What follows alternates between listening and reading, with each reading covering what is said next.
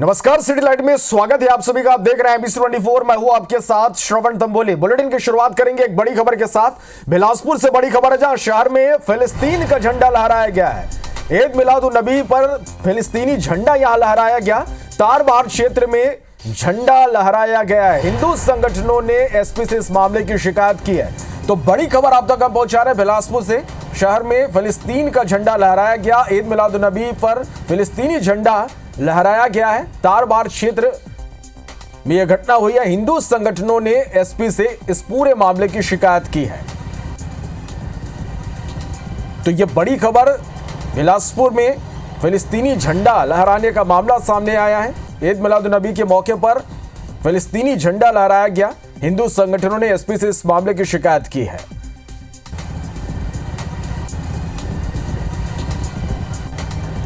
तारबार क्षेत्र जहां फिलिस्तीनी झंडा लहराया गया, शिकायत के बाद अब पुलिस इस पूरे मामले की जांच में जुटी हुई है। इधर मध्य प्रदेश में ईद मिलाद उन नबी के मौके पर अलग अलग शहरों में जुलूस निकाले गए। इस दौरान कई जगहों पर विवाद हुए हैं। झंडे और नारे लगाने के मामले सामने आए। 4 तस्वीरें इसके आप देखिएगा। पहली तस्वीर मंदसौर से, जहां आरोप है कि जुलूस के दौरान किसी शख्स ने हनुमान मंदिर पर पत्थर फेंका। पत्थर लगने से एक व्यक्ति घायल हो गया। इसके बाद माहौल गर्मा गया। फिलहाल मौके पर भारी संख्या में पुलिस बल तैनात है। दूसरी तस्वीर बालाघाट की, जहां जुलूस के दौरान फिलिस्तीनी झंडा फहराने का मामला सामने आया है। आरोप है कि महावीर चौक, काली पुतली चौक समेत अन्य चौराहों पर फिलिस्तीनी झंडा फहराया गया।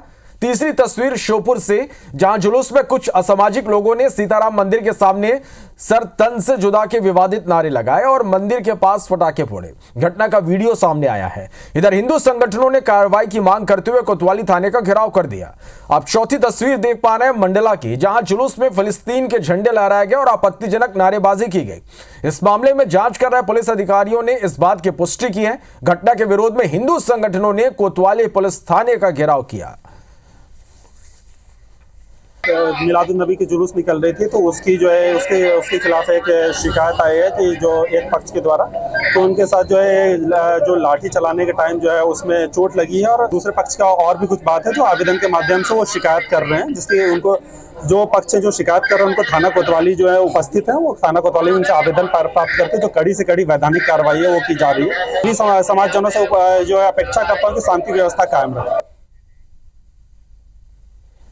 मतलब हम संविधान को चैलेंज कर रहे हैं, तो उनके खिलाफ सख्त से सख्त कार्रवाई की जाए और ऐसी कार्रवाई की जाए कि उन उपद्रव के कारण उनके खिलाफ की गई कार्रवाई को देखकर अन्य कोई उपद्रव भी उत्पात मचाने की भविष्य में कोशिश नहीं करे। कुछ लोगों ने पटाखे चलाए हैं और पटाखे घर में फेंके हैं, तो वो उसको हम लोग उनका आवेदन ले लिया और वहाँ से फुटेज हमारी उसकी वीडियोग्राफी भी लगातार हो रही थी पूरे जुलूस की, तो फुटेज देख रहे हैं और भी साक्ष्य संकलित करेंगे और जो भी उसमें तथ्य आएंगे उसके आधार पर वैधानिक कार्रवाई करेंगे और जो भी दोषी लोग होंगे उन पर कठोर कार्रवाई करेंगे।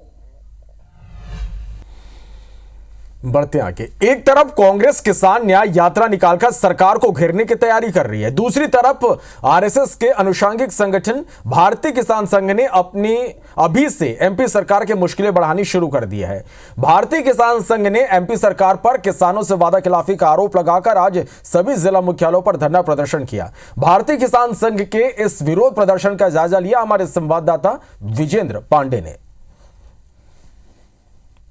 मध्य प्रदेश में कांग्रेस पहले ही किसान न्याय यात्रा निकालने का ऐलान करके सरकार को घेरने की रणनीति बना चुकी है और इधर आरएसएस के अनुषंगिक संगठन भारतीय किसान संघ ने पहले ही मोर्चा खोल दिया है। राज्य सरकार पर, प्रदेश सरकार पर बीकेएस यानी भारतीय किसान संघ किसानों से वादा खिलाफी करने का आरोप लगा रहा है। भारतीय किसान संघ के पदाधिकारी हैं यहाँ पर, उनसे हम बातचीत करने की कोशिश करेंगे। सरकार पर आप लोग वादा खिलाफी का आरोप लगा रहे हैं, ये वादा खिलाफी हुई है और कैसे हुई है? जब सरकार को जब चुनाव लड़ना होता है तो बड़ी बड़ी घोषणाएं करती है, पर सत्ता में बैठने के बाद सरकार भूल चुकी है कि हमने किसी से घोषणा की थी। 2700 और 3100 रुपए उन्हीं ने घोषणा की थी और अब उनका अधिकार, हम लोगों का अधिकार बनता है, उसको देना चाहिए उनको। वो बैठक उन्होंने बंद कर दी है, ये गलत बात है। ये संवाद नहीं होगा तो आपका समस्या समाधान हम लोगों को कैसे होगा? अभी समर्थन मूल्य पर सोयाबीन खरीदी करने का ऐलान किया है, सरकार ने, केंद्र सरकार ने भी उसमें समर्थन दिया है, तो उससे तो बड़ा किसान हितैषी कदम बता रही है सर। आज हमारी लागत 5,000 रुपये आ रही तो हम 6,000 की मांग कर रहे हैं, आपसे ज़्यादा नहीं मांग रहे, आपको देने में क्यों कष्ट हो रहा। तो राघवेंद्र सिंह पटेल भी यहाँ पर हैं, उनसे भी हम बातचीत करते हैं। पूरा आप लोगों का इस तरह से धरना प्रदर्शन चल रहा है, सरकार को चेता भी रहे हैं आप लोग, क्या चेतावनी है और आगे क्या कदम है भारतीय किसान संघ? चर्चा के बाद यदि सरकार भी कोई किसानों के पक्ष में निर्णय नहीं लेगी तो हमारे किसानों के जितने भी उपकरण कृषि यंत्र हैं, इस सारे किसान लेकर राजधानी कूच करेंगे, जिसकी जिम्मेदारी प्रशासन और माननीय मुख्यमंत्री जी की होगी। तो भारतीय किसान संघ की ओर से बड़ी चेतावनी मध्य प्रदेश सरकार को दी गई है कि यदि उनकी मांगों पर गौर नहीं किया जाता है तो किसान भारतीय किसान संघ के बैनर तले उग्र आंदोलन करेंगे, अपने तमाम कृषि उपकरण लेकर राजधानी भोपाल का कूच भी करेंगे। सरकार को दो टूक चेतावनी भारतीय किसान संघ की ओर से दे दी गई है। कैमरामैन सतीश सराठे के साथ विजेंद्र पांडे, IBC 24 जबलपुर। भिलाई टाउनशिप के सिविक सेंटर, बड़ौदा रिसाली की दुकानों सहित धार्मिक, सामाजिक और शैक्षणिक संस्थानों के लीज रिन्यूअल का विवाद गहराता जा रहा है। 30 साल पहले जिन लोगों ने बीएसपी ने लीज पर जमीन से लेकर दुकानें दी थी, अब उनकी रिन्यूअल का चार्ज 1000 गुना बढ़ा दिया गया। 2008 में हुई सेल बोर्ड की बैठक का हवाला देकर बीएसपी प्रबंधन कई गुना राशि बढ़ाकर मांग रहा है। इधर इस पूरे मामले में अब सांसद विजय बघेल और बीएसपी प्रबंधन आमने सामने हो गए। सांसद विजय बघेल ने प्रधानमंत्री नरेंद्र मोदी को पत्र लिखकर कहा कि बीएसपी प्रबंधन उन्हें गलत जानकारी देकर गुमराह कर रहा, जबकि वही जानकारी सूचना के अधिकार के तहत मांगने पर अलग दी जा रही है।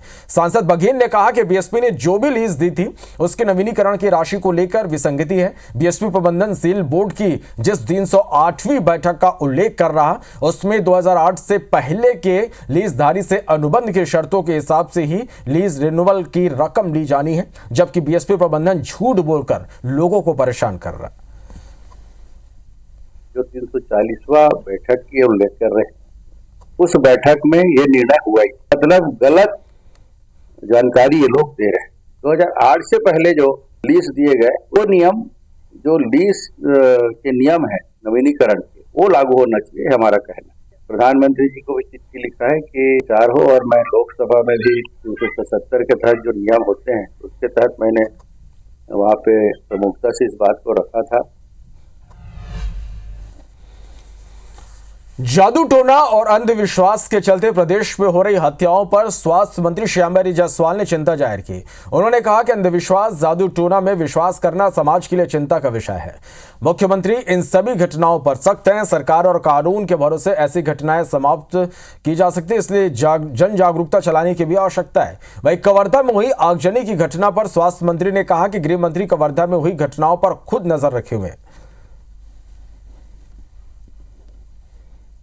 जो अंधविश्वास और जादू टोना की बातों को विश्वास करते हैं, कहीं ना कहीं ये हम सभी के लिए चिंता का विषय है। लेकिन जो इस प्रकार की घटनाएं हुई हैं और समय समय पर घटनाओं की जानकारी भी आती रहती है, तो इसके लिए सरकार पूरी तरह से सख्त है। प्रधानमंत्री नरेंद्र मोदी ने आज देश में 6 नई वंदे भारत एक्सप्रेस ट्रेनों का वर्चुअली शुभारंभ किया। छत्तीसगढ़ को भी दुर्ग से विशाखापट्टनम तक वंदे भारत ट्रेन की सौगात मिली। रायपुर रेलवे स्टेशन में राज्यपाल रमेश डेका ने वंदे भारत ट्रेन को हरी झंडी दिखाकर विशाखापट्टनम के लिए रवाना किया। कार्यक्रम को संबोधित करते हुए राज्यपाल ने कहा कि वंदे भारत एक्सप्रेस दुर्ग और विशाखापट्टनम के बीच की दूरी को केवल 8 घंटों में पूरा करेगी। वर्तमान में अन्य ट्रेनें इसी दूरी को 11 घंटे में पूरा करती है। उन्होंने कहा कि यह गर्व का विषय है कि वंदे भारत एक्सप्रेस पूरी तरह से स्वदेशी है। यह मेक इन इंडिया और आत्मनिर्भर भारत की भावना का प्रतीक है। केंद्रीय आवास एवं शहरी विकास राज्य मंत्री तोकन साहू ने कहा कि यह ट्रेन छत्तीसगढ़ और आंध्र प्रदेश के बीच सेतु का काम करेगी। सांसद बृजमोहन अग्रवाल ने कहा कि राज्य में रेलवे का तेजी से विकास हो रहा। हमारे संवाददाता स्टार जैन ने वंदे भारत एक्सप्रेस के यात्रियों से चर्चा की है, आप भी सुनिए। वंदे भारत एक्सप्रेस के माध्यम से छत्तीसगढ़ को एक बड़ी सौगात मिली है। दुर्ग से विशाखापट्टनम तक चलने वाली यह ट्रेन 2 राज्यों को जोड़ेगी और जो सफ़र हम अपने पारंपरिक ट्रेनों से करते थे 12 से 14 घंटे में, वह हमें 8 घंटे में वो सफ़र तय होगा। तो एक बड़ी सौगात है। इसके लिए मैं माननीय प्रधानमंत्री जी का छत्तीसगढ़ वासियों की ओर से अभिनंदन करता हूँ, धन्यवाद देता हूँ। वंदे भारत के माध्यम से अब आंध्र प्रदेश से भी जुड़ेगा, उड़ीसा से भी जुड़ेगा और जो 12 घंटे की यात्रा है वो 8 घंटे में पूरी होगी। हम इसके लिए माननीय प्रधानमंत्री नरेंद्र मोदी जी को और साथ में वैष्णव जी हमारे रेल मंत्री जी को हम बहुत बहुत बधाई देते हैं। एक्सप्रेस का संचालन किया जाएगा, जिसका इनॉग्रल रन आज किया गया है और रायपुर रेलवे स्टेशन से विशाखापट्टनम के लिए इस वंदे भारत एक्सप्रेस को दुल्हन की तरह सजा के रवाना किया गया है। और आपको बता दूं, इस ट्रेन से छत्तीसगढ़, उड़ीसा और आंध्र प्रदेश, ये 3 राज्यों के लोगों को बहुत फायदा मिलेगा। अंदर ट्रेन के हम ट्रैवल करेंगे और वहां पर आपको बताएंगे, लोगों से भी बातचीत करेंगे कि किस प्रकार की सुविधा है और इस ट्रेन के शुरू होने से किस तरीके का फायदा मिलेगा। वंदे भारत में हम सफर कर रहे हैं, ये छत्तीसगढ़ की दूसरी वंदे भारत है और कहीं ना कहीं जैसा मैंने पहले कहा था कि इससे देखिए ये स्वचालित है, मतलब पूरी तरीके से ऑटोमेटिक है और इसका खास फायदा है कि हाइजीन का इसमें बाकायदा ध्यान रखा गया है और टूरिस्ट को काफ़ी ज़्यादा अट्रैक्ट करेगी, क्योंकि विशाखापट्टनम एक बहुत बड़ा टूरिस्ट सेंटर है, मेडिकल एजुकेशन के हिसाब से भी बड़ा सेंटर है। एक नई सौगात छत्तीसगढ़ को मिली है, क्या कहेंगे sir? Sir, railway has done wonderful, बहुत अच्छा काम किया है। Comfort of cruise, saving less time, इतना अच्छा पूरे देश में एक नेटवर्क किया है। It will definitely help all citizens, business people, students, everybody. देखिए, इस ट्रेन में हमारे साथ पद्मश्री, पद्म अवार्डी जो हैं अजय मंडावी जी भी हैं, वो भी ट्रैवल कर रहे हैं, उनसे भी उनके एक्सपीरियंस जानते हैं। अजय जी बताइए, क्या अनुभव आपका है? वंदे भारत में आप ट्रैवल कर रहे हैं, विशाखापट्टनम के लिए नई ट्रेन सौगात मिली है। जी, ये बहुत बड़ी सौगात है। ये वंदे भारत ट्रेन शुरू हुई है विशाखापट्टनम के लिए, कितना फ़ायदा होगा? और आप पहली बार आज इस ट्रेन में ट्रैवल कर रहे हैं, क्या कहेंगे? बहुत अच्छा लग रहा है, पहली बार ट्रेन में चढ़ा, ये ट्रेन में बहुत अच्छा लग रहा है। हम भी पहली बार जा रहे हैं, अपना कुलदीप निगम वृद्धाश्रम की तरफ से हम सबको लेके जा रहे हैं, बहुत अच्छा लग रहा है। देखिए, अलग अलग स्पेशल रन है ये ट्रेन का और इसमें इनवाइटीज़ को बुलाया गया, जिसमें जो अवार्डीज़ हैं, अलग अलग जो सीनियर सिटीजन्स हैं, उनको बुलाया गया। कुल मिलाकर ज़बरदस्त उत्साह इस ट्रेन को लेकर दिख रहा है। छत्तीसगढ़ को बहुत फ़ायदा है और ख़ास करके रायपुर दुर्ग वाले लोगों को उत्साह ज़्यादा है, क्योंकि पहली बार इतनी अच्छी सुविधा ट्रेन की चली है। इसके लिए मोदी जी को, केंद्र सरकार को बहुत बहुत बधाई। देखेंगे कि जो स्कूल की बच्चे हैं वो आज प्रॉपर परिधान में आए हैं, खासकर ये आंध्र प्रदेश का ड्रेसअप है, उनसे बातचीत करते हैं। बताइए, कितना खुशी है आप लोग को आज इस ट्रेन इनॉग्रेशन हुआ इसका? बहुत खुशी है, बहुत अच्छा भी लग रहा है, हमें बहुत अच्छा फीलिंग हो रहा है, अच्छा लग रहा है। कितना फ़ायदा होगा लगता है आप लोग को विशाखापट्टनम के लिए डायरेक्ट ट्रेन मिलने से? अब अच्छा होगा, क्योंकि अगर आप इमरजेंसी भी रहेगा तो जल्दी पहुंच सकते हैं। देखिए, प्रॉपर गेटअप में आए हैं और इनसे बातचीत में समझ में आ रहा है कि एक चेहरे पे खुशी है और सबका यही कहना है कि समय की बचत होगी और फ़ायदा बहुत मिलेगा, क्योंकि जल्दी पहुंच सकेंगे। मध्य प्रदेश में केंद्रीय मंत्री वीरेंद्र खटीक और बीजेपी विधायक ललिता यादव के बीच चल रही अनबन के बीच अब बयानबाजी शुरू हो गई। इस मामले में कांग्रेस नेता के मिश्रा ने कहा कि बीजेपी में कोई छाछ पी रहा, कोई कट चाय पी रहा, लेकिन छाछ और चाय पीने वाले ही बीजेपी को कोस रहे। इधर बीजेपी के प्रवक्ता मिलन भार्गव ने कहा कि बीजेपी में सब ठीक है, कांग्रेस अपना घर देखे। बता दें कि बीजेपी विधायक यादव ने कहा था कि केंद्रीय मंत्री वीरेंद्र खटीक ने कांग्रेस एजेंट को अपना प्रतिनिधि बना दिया। उधर नाराज मंत्री खटीक ने पलटवार करते हुए कहा कि ललिता यादव कंबल ओढ़कर घी पी रही हैं। जो कार्यकर्ता है, आदिकट जो चाय कही जाती है, उसमें असंतुष्ट होकर सरकार को कोस रहा है। तो भारतीय जनता पार्टी के राजनीतिक दल नहीं, अभी वो दलदल में फंसा हुआ। जो संगठन की रचना है या संगठन में जो एक दूसरे को काट मार की राजनीति चल रही है, उस पर नजर डालें। और भारतीय जनता पार्टी में बहुत परिवार के हिसाब से चलते हैं और एक एक व्यक्ति हमारा सदस्य के रूप में अपनी बात रखता है और इस तरह की कोई भी बात नहीं है। जबरदस्ती की राजनीति करना के काम कर रहे हैं जो। ग्वालियर चंबल संभाग में लगातार 40 घंटे की बारिश ने भारी तबाही मचाई। मूसलाधार बारिश ने ग्वालियर जिले के 9 तहसीलों में 1150 से ज्यादा कच्चे पक्के और झोपड़ी नुमा मकानों को भारी इससे नुकसान हुआ और 1100 से ज्यादा मकानों को आंशिक क्षति पहुंची है। इन नुकसान का खुलासा भू अभिलेख कार्यालय की प्रारंभिक सर्वे रिपोर्ट से हुआ। भारी बारिश ने जिले की नोन नदी के किनारे बसे गांव में सबसे ज्यादा कहर बरपाया। सरकार के प्रतिनिधि बोल रहे कि सरकार उनके साथ है, सबको मुआवजा मिलेगा, तो वहीं विपक्ष मुआवजे मुआवजे की लेट लतीफी पर सवाल उठा रहा है, जबकि अधिकारी फाइनल रिपोर्ट तैयार होने में समय लगने की बात कह रहे हैं। वहीं फसलों के नुकसान का सर्वे खेतों में पानी उतरने के बाद होगा। बता दें कि ग्वालियर जिले के 24 राहत शिविरों में अब भी 590 लोगों ने शरण ली है। सबसे ज्यादा 18 शिविर भीतरवार में लगाए गए हैं। बारिश से घरेलू सामान, फ्रिज, टीवी, मोटर पंप और वाहन समेत 1000 से ज्यादा सामान खराब हो चुके हैं, जबकि 113 छोटे और 75 बड़े पशुओं की हानि हुई है। ग्वालियर अंचल में अति वर्षा के कारण फसलों का भी नुकसान हुआ है। जो नुकसान हुआ है लोगों का, उसकी भरपाई मध्य प्रदेश की सरकार और केंद्र की सरकार करेगी। मेरे विधानसभा में तो कई घरों में पानी भरा है, अभी भी सीवर लाइन भरी है, नाली भरी है, घरों में 1.5 फुट, सड़कों पर भी चलो एक फुट, 4 फुट, 3 फुट, 3.5 फुट पूरे घर में भरा है। लोग नरकी जीवन जी रहे हैं। सरकार ने कहा ये करेंगे वो करेंगे, सरकार ने कुछ नहीं किया। और मेरा ट्रैक्टर डूब में चलेगा बाढ़ में, ठीक है। 2 मोटरसाइकिल, चकिया मोटर और 35 कुंटल 780 मन गेहूँ। जान बच गई। हम तो जो कह कपड़े उन्हें उठा पाए, हमने कपड़े उठाए पाए हो रात में। इतने बाढ़ आई रात में, कुछ पूछो मत। मेरे बाढ़ में बहुत नुकसान हुआ है भैया। ज्वार बाजरा जो भी था खेतन में वो चला गया पूरा। इंदौर में 19 सितंबर को देवी अहिल्या विश्वविद्यालय का दीक्षांत समारोह होगा। समारोह में राष्ट्रपति द्रौपदी मुर्मू मुख्य अतिथि होंगी। राष्ट्रपति 40 छात्र छात्राओं की डिग्री का वितरण करेंगे। समारोह से पहले विश्वविद्यालय में रिहर्सल हुई। रिहर्सल को देखने अपर कलेक्टर सपना लोमवंशी और राजेंद्र रघुवंशी भी पहुंचे।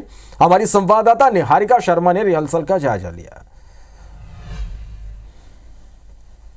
राष्ट्रपति द्रौपदी मुर्मू 18 और 19 सितंबर को इंदौर प्रवास पर आ रही है और इस दौरान देवी अहिल्या विश्वविद्यालय के दीक्षांत समारोह में वे शामिल होने वाली है। यहाँ पर उसी कार्यक्रम की रिहर्सल चल रही है। आपको मैं सीधी तस्वीरें देवी अहिल्या विश्वविद्यालय के ऑडिटोरियम से ही दिखा रही हूँ, जहाँ पर आप देख सकते हैं कि किस तरह से स्टेज की व्यवस्थाओं के साथ ही छात्रों और PhD होल्डर्स की व्यवस्था यहाँ पर रखी गई है और किस तरह से उन्हें पुरस्कृत किया जाएगा, सम्मानित किया जाएगा, किस तरह से कार्यक्रम को आगे बढ़ाया जाएगा, उस पूरी उन तमाम चीज़ों की यहाँ पर रिहर्सल जो है वो कराई जा रही है। अगर मैं आपको यहाँ पर बैठे हुए ऑडियंस की तस्वीरें दिखाऊं तो उसमें भी आप देख सकते हैं कि वे सभी लोग यहाँ पर मौजूद हैं जिन लोगों को मेडल्स मिलने वाले हैं। इस तरह से तैयारियों का जायज़ा लगातार लिया जा रहा है ताकि किसी भी तरह की कमी पेशी ना रहे। जी बिल्कुल, जैसा 19 तारीख को कार्यक्रम है तो उसके लिए प्रशासन की ओर से लगातार हम लोग यहाँ उपस्थित हैं और आज जैसा आप लोग देख ही रहे हैं कि रिहर्सल किया जा रहा है। पूरे 1 घंटे का जो कार्यक्रम माननीय प्रेसिडेंट मैडम का है तो वो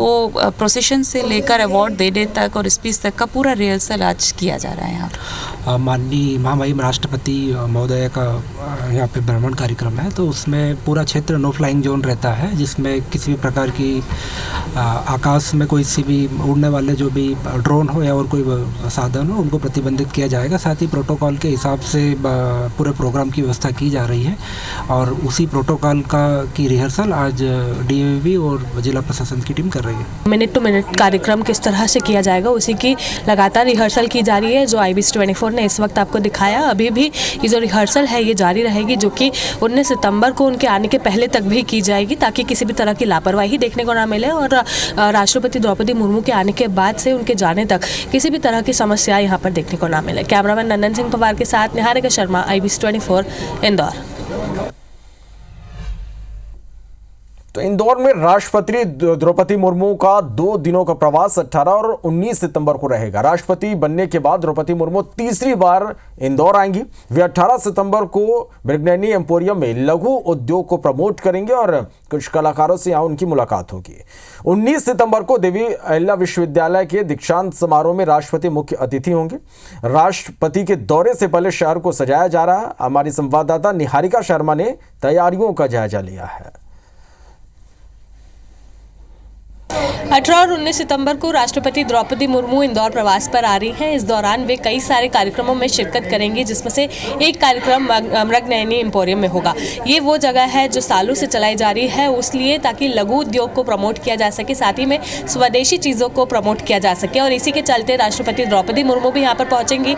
आपको सीधी तस्वीरें मैं मृगनयनी एम्पोरियम से ही दिखा रही हूँ, जहाँ पर तस्वीरों को देखकर ही आप समझ जाएंगे कि दौरे की तैयारियाँ कितनी ज़ोरों पर चल रही है। जो साड़ियाँ हैं ये सभी चंदेरी की साड़ियाँ हैं या फिर उन प्रोडक्ट्स की सारी, उन मटेरियल की साड़ी है जिससे लघु उद्योग का प्रमोशन जो है वो हमेशा से किया जाता है, चंदेरी की, कॉटन की। और ये वो साड़ी है जो मध्य प्रदेश के भी कई ऐसे ज़िले हैं जहाँ पर तैयार की जाती है और साथ ही में सभी यहाँ पर मेड इन इंडिया हम लोग को प्रोडक्ट्स जो है वो देखने को मिलते हैं। आप देख सकते हैं यहाँ पर रेनबो के स्टाइल में सारी साड़ियाँ जो है उन्हें यहाँ पर ड्रेप किया गया है। उसी के साथ में यहाँ के जो ड्रेस मटेरियल्स है उसे कैसे दिखाया जा सके, उसे किस तरह से प्रमोट किया जा सके, उसकी भी यहाँ पर पूरी प्रिपरेशन जो है वो की गई है। इंदौर में वो राष्ट्रपति जब से बने हैं उसके बाद तीसरी बार इंदौर पधारेंगी, तो ऐसे में इंदौर में किस तरह की तैयारियां की जा रही है वो भी IBC 24 आपको लगातार बता रहा है। इंदौर में देवी अहिल्या विश्वविद्यालय भी वे जाएंगी, उसी के साथ में वे मृगनयनी एम्पोरियम आएंगी, रेसिडेंसी में वे रात्रि विश्राम करेंगी।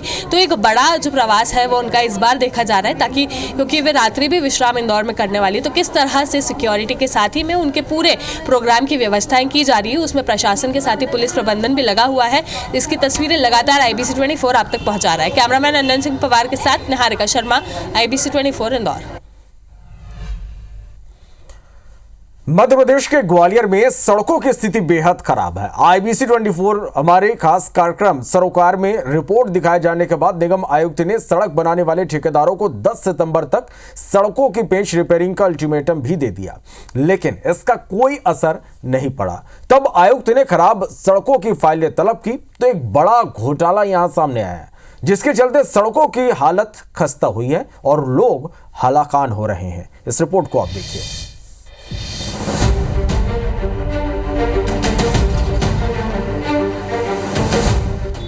IBC 24 के खास शो सरोकार में हमने 2 हफ्ते पहले खराब सड़कों का हाल बताया था। इसमें ग्वालियर की सड़कों की भी ग्राउंड रिपोर्ट थी। हमारी रिपोर्ट में ज्यादातर सड़कों की हालत खस्ता निकली। इस खबर का असर ये हुआ कि निगम आयुक्त ने ग्वालियर की कई सड़कों की फाइलें तलब की। जब फाइलें खुली तो बड़े खेल का खुलासा हुआ। दरअसल ज्यादातर सड़कें औसतन लागत से लगभग आधी कीमत पर बना दी गई। निगम अधिकारियों और ठेकेदारों की मिलीभगत से कम राशि पर सड़कों के निर्माण का टेंडर खुल गया। लिहाजा गुणवत्ता और नियमों को ताक पर रखकर ठेकेदार ने घटिया सड़कों का निर्माण करवा दिया। -10 से कोई भी अगर SOR नीचे आता है तो उस संबंध में तकनीकी समिति हमारी इसको देखेगी कि वास्तव में ये इतने कम अमाउंट में सड़क बना पाएंगे कि नहीं। दूसरा, जब हम लोग लेटर ऑफ एक्सेप्टेंस देते हैं टेंडर खुलने के बाद 15 दिवस के अंदर अगर कॉन्ट्रैक्टर अगर वो एग्रीमेंट नहीं कराता है तो फिर उनको उस टेंडर को निरस्त कर दिया जाएगा और टेंडर के ठेकेदार की ब्लैकलिस्टिंग की कार्रवाई करेगी। निगम आयुक्त ने जिन सड़कों की फाइल तलब की उनमें शामिल है ग्वालियर के शताब्दीपुरम की सड़क, जिसका निर्माण GDA ने करवाया था, लेकिन इस सड़क पर 1 से 2 फीट के गड्ढे हैं। बसंत विहार से चेतकपुरी रोड 2 साल पहले बनाई गई, लेकिन अब सड़क पर गड्ढे ही गड्ढे नजर आते हैं। ऊंट पुल के रास्ते की रिपेयरिंग 1 साल पहले की गई, लेकिन अब इस रास्ते में जगह जगह गड्ढे हैं। हनुमान बांध से तारागंज पुल की तरफ स्वर्ण रेखा से जाने वाले मार्ग में भी कई गड्ढे हैं। आमखो तिराहा में कंपू और अंचल के सबसे बड़े हॉस्पिटल को जाने वाला रास्ता भी बेहद खराब है। बीते 3 महीने से लोग गड्ढों से ही होकर अस्पताल जाने को मजबूर हैं। ये वो सड़कें हैं जो ब्लॉक टेंडर में ठेकेदार ने बना दी, यानी सड़क की निर्धारित कीमत से 50% कम में। खराब सड़कों पर अब सियासत भी गर्मा गई है।